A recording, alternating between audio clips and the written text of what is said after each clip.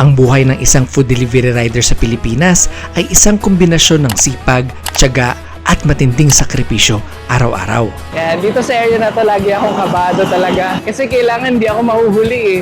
Yung tipong kailangan kong pumadyak at makipagsabayan sa kanila all the way. Siyempre yung safety rin natin. Lord, ingatan niyo po ako. At tanging ang kalsada ang sandata para maihatid ang serbisyo at kumita para sa pamilya. Ay, grabe naman itong lubak na to. Madidisgrasya yung mga motorista doon. Ito mga ka-ride out, yung mga na-experience ng ating mga ka-ride out na food rider. Hindi madali yung trabaho. Ay, shucks! Wala nga palang daan dito kasi may barricade, kasi may mga nagrarally. Ala, sumisingit kami sa bawat. Oy! Oy! Papraktisin ka maging matatag sa kalsada. Marami tayong pinagdaan ng pagsubok bago makarating dito. Seryoso yung salitang tiyaga talaga. Kasi nowadays, ang gusto natin madaling trabaho, masarap yung trabaho. Pero sa panahon ngayon, mahirap na makahanap ng ganun.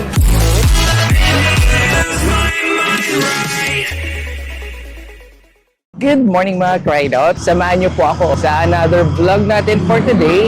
Food related yung vlog natin ngayon. Magdi-deliver tayo ngayon ng pagkain. Subukan natin kung ano yung mga experiences ng isang delivery rider. Ano yung mga usually na-encounter nila sa kalsada. Imagine mo yung kasabay ko ngayon, puro mga motor. Ito yung everyday na na-encounter ng isang regular na delivery rider. Kaya sobrang fast ako sa mga delivery rider. Grabe, sobrang traffic. Talaga makikipagsabayan ka, makikipagsapalaran ka sa mga motorista along the way. As I said, kailangan sharp yung senses mo dito. Lingon ka ng 360, tingin ka sa likod mo, harap mo, paligid mo. By the way mga ka-ride out, yung destination natin ngayon, sa Pasay pala tayo. Ilang kilometro yung ating papadyakin hanggang makarating tayo ng Pasay. Pinaka-main road na dadaanan natin ay itong EDSA. Nandito tayo ngayon sa may Rosario Bridge. Tutumbukin natin yung Meralco, tapos Robinson's Galleria. Lalabas tayo ng EDSA. Sana hindi masyadong traffic sa EDSA. Kasi di ba merong rally na nangyari. Secure lang natin yung sarili natin along the way para hindi tayo maipit kung sakaling may rally doon. Okay, stoplight. Kinukuha ko laging side is itong nasa tabi. Kasi syempre bike lang tayo. Okay, so itong kalsada na to na pa left and right, ayun yung C5. Magsisimula na yung kalbaryo natin dahil ahon na to eh. So tara, ahon tayo. Start na ahon natin. Mga approximately 3 to 4% gradient dito. Oy, wait lang. Grabe. Paano ako dadaan ito? Tinakpan na niya. Yes, I know dito yung tamang sakayan and babaan. Pero paano naman kaming mga nagbabike? Ayokong pumunta sa gitna. Delikado. Sana may konting space para sa mga cyclist o yung mga motor na ayaw pumagitna. Sana fair man lang, kuya. Padaan ng konti. Hindi may kasya. Sana give and take po. Kami makadaan po. Natatakot kasi ako dumaan dyan sa gitna kasi puro sasakyan eh. Dito naman baka ma-sandwich tayo. Tingnan mo tong kotse. Kakanan dapat.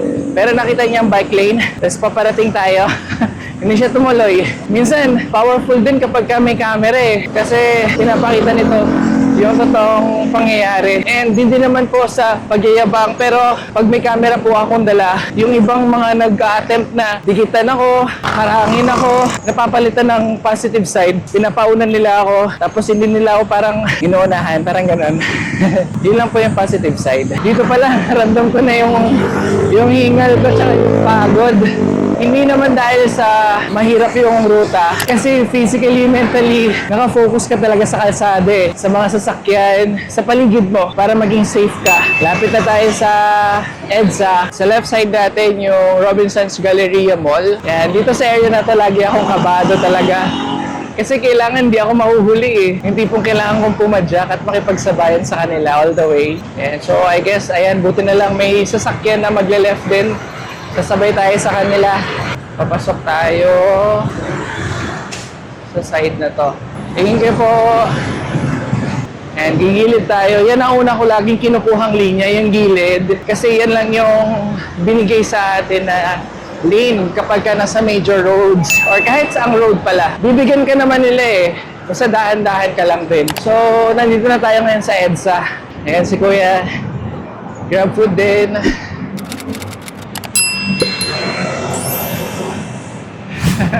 Ride safe, Kuya.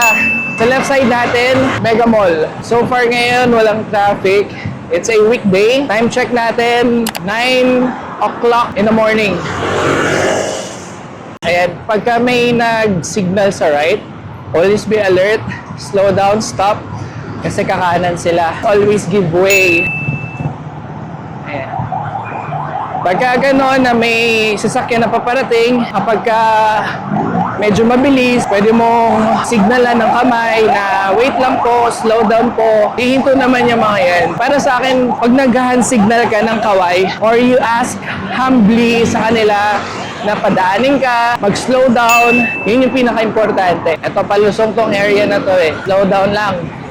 Baka malaglag yung camera natin. Natatandaan ko, lagi sinasabi ng kapatid ko, pagka mabilis ako magpatakbo, Kuya, kakarera ka ba? Ibig sabihin nun, lagi niya pinapaalala sa akin na mag-ingat. Ang kinagustuhan ko lang dito sa EDSA, yung bike lane. Nire-respeto ng bawat sasakyan, yung mga dumadaan sa bike lanes. And yun, salamat din sa government because simula nung pandemic, hindi na nawala yun. We are here at Guadalupe Bridge! Kahit mabagal yung takbo natin, hinahayaan lang din tayo. Yung iba nga eh, believe sa mga cyclists na nagbabike sa EDSA or yung mga bike to work.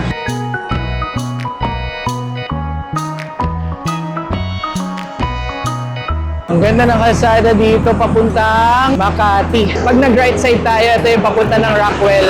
We are passing through Buendia. Dati nung nag-apply ako sa isang bank company, nandito yung head office nila eh. Medyo mahirap lang sumakay pa uwi. Pinaka-main na terminal is nasa Ayala. On our next station, Ayala, Makati. Mahangin, pero mainit. Pero mas okay na kesa sa totally sobrang tirik na araw. Pero sa tingin ko, mamayang mga alas 12, aabutan na tayo na sobrang init. Kaya nag-arm sleeves na ako, tsaka nagdala na rin ako ng cup, tsaka ng tubig. Kasi alam ko mapapalaban tayo dito. Makati!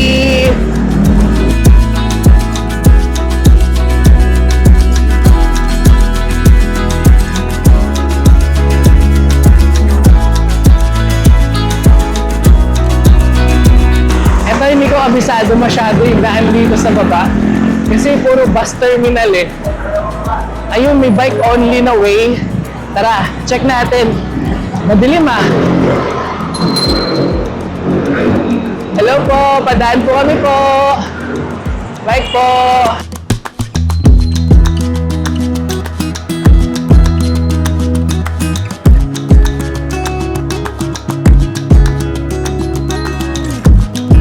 Nagbubusina ako madalas pagka sa mga bus kasi minsan may biglang bumababa na pasahero para lang aware sila na may paparating. Pag nagdadrive ka, hindi lang lagi yung sarili mo ang iniisip mo, dapat yung kapakanan din ng ibang tao. Kaya always share signals sa kanila.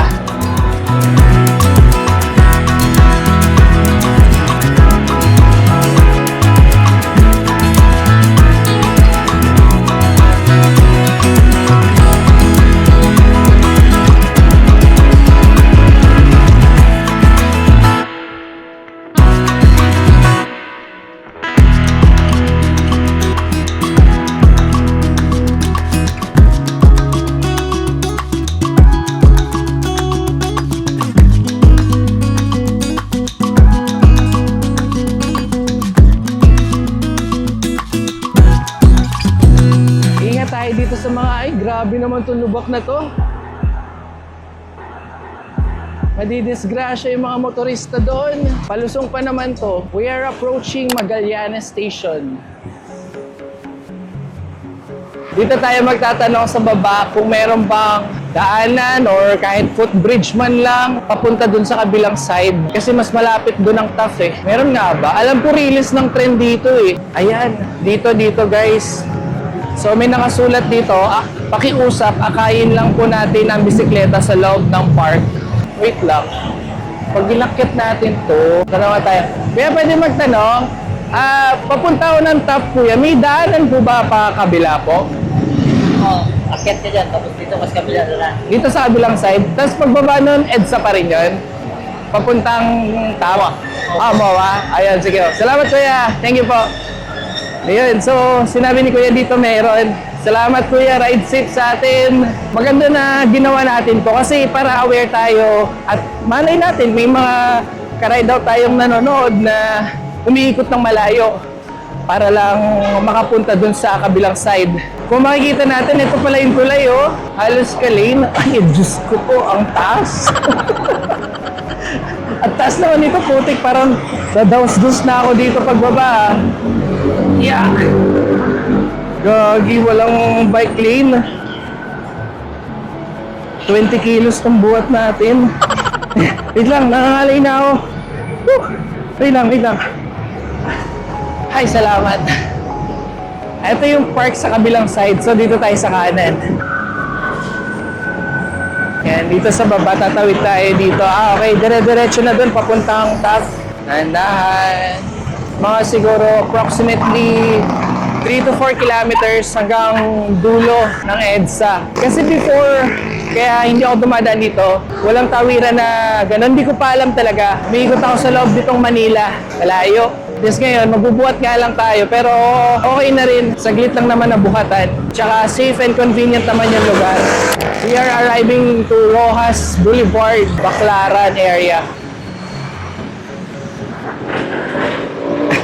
Nireplyan ko lang yung kapatid ko. Sinabi ko na mamaya ko siya re-replyan. Tago ko muna yung phone ko kasi hindi ko kabisado tong lugar dito. Para yung camera na lang yung focus ko muna. Tatawid tayo ngayon dito sa may Baclaran area. Ay, nakabukas yung pintuan ng taxi. Okay, nakatawid na. Malapit na tayo ngayon sa ating destination.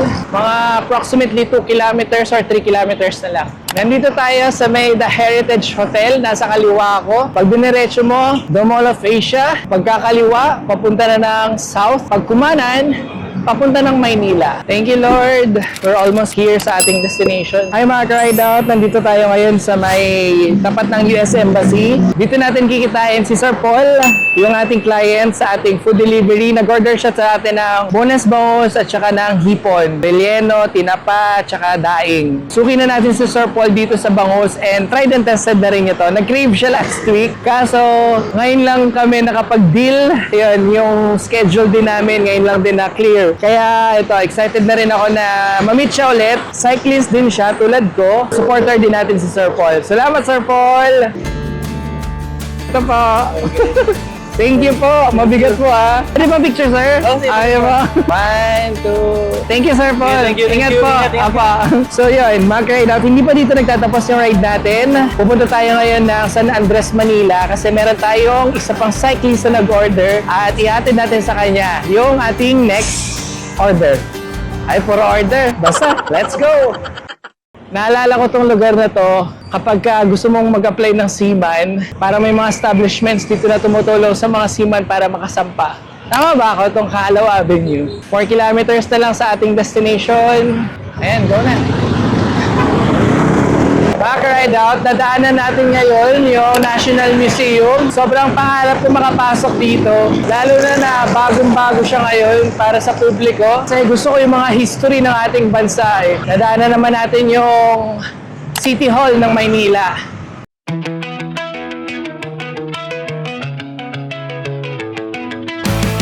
I did it all, I played pretend, I moved the mountains to be your friend. I wanna know if it mattered. I would have gone to war for you, I would have bent the earth in two just to get to our ever after. Sa kanan ko, ito yung riles ng LRT1. Pasig River to, no? Solid. Kapag ganito na magandang view, nakawala ng pagod eh. Pili ko, papasok na tayo ng Binondo. Mali, sumobra. Dun lang. Makiki-counterflow lang saglit. Tapos dito, Yan, dapat pala doon na tayo kumaliwa. Nandito na tayo sa Binondo. Siyempre, mahal na mahal natin ang Binondo dahil ito yung isa sa pumatok ng food vlog natin. Gugutom tuloy ako Kapag naghahanap pa kasi ng pagkain, dito mo makikita yung mga masasarap, authentic, kakaibang pagkain. Kaya magle-left turn tayo dito.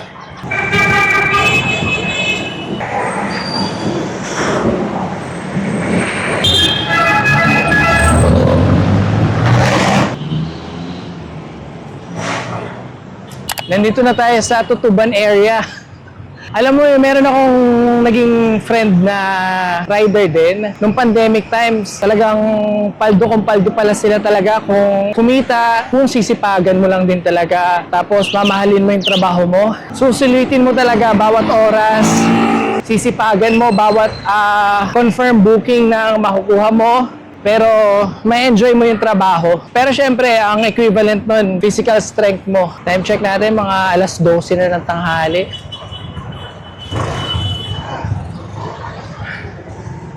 So malapit na tayo, 240 meters na lang. So mga ka-rideout, nasa likod natin ngayon yung 999 at saka yung Tutuban Mall. Pauwi na tayo ngayon. As a rider cyclist, kailangan mong bumaba ng bisikleta mo, tumawid, maka-encounter ng mga iba't ibang klase ng tao, and ma-experience talaga yung weather ng lansangan. Hindi ko alam kung kakain ako ngayon Siguro hanap tayo ng makakainan. Yung hindi na mahirap na makapag-park yung bisikleta natin.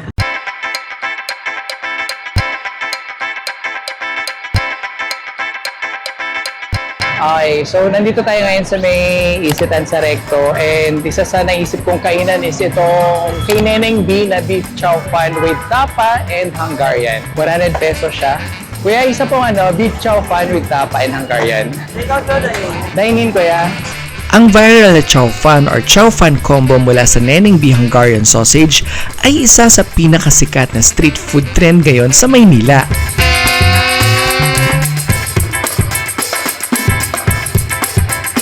Kilala ito sa pagiging abot kaya at napakaraming serving.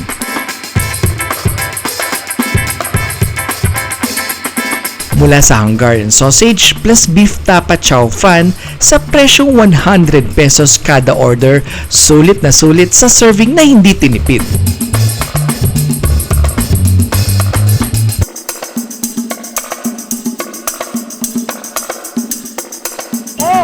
Legit, puno-puno talaga siya.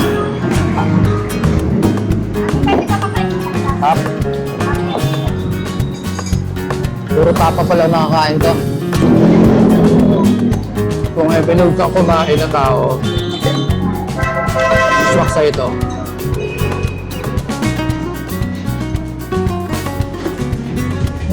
Sarap. Yung fried rice, meron siya carrots, beans, tapos toyo. Up. Dumadami yung tao. Tapos may mais din. Up. Yeah. Sino magdaming tao ngayon? Kanina walang tao.